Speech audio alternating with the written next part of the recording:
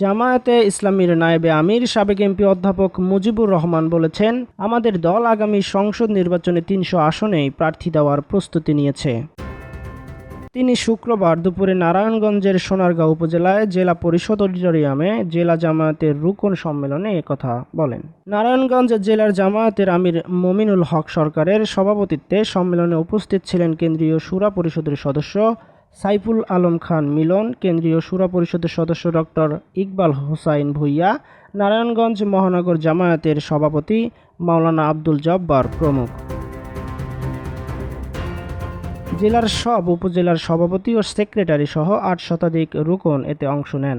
এদিকে জামায়াতে ইসলামীর secretary general ও সাবেক সংসদ সদস্য অধ্যাপক মিয়া গোলাম পরোয়ার বলেছেন, ছাত্রদের নেতৃত্বাধীন আন্দোলনের মুখ ছেড়ে পালিয়ে যেতে বাধ্য হওয়া স্বৈরাচারী শেখ হাসিনা নিজেকে লুকিয়ে থেকে তার প্রেতাত্মাদের উস্কে দিয়ে জনমনে বিশৃঙ্খলা সৃষ্টি করেছেন। এ ধরনের অরাজকতা শক্ত হাতে দমন করতে জাতীয় ঐক্য গড়ে তুলতে হবে।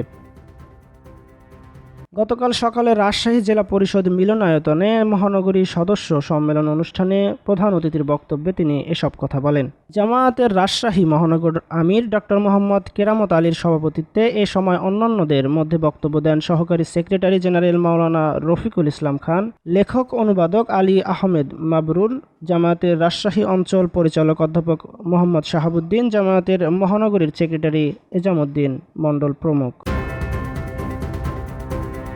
প্রজন্ম নিউজ 24 ঢাকা।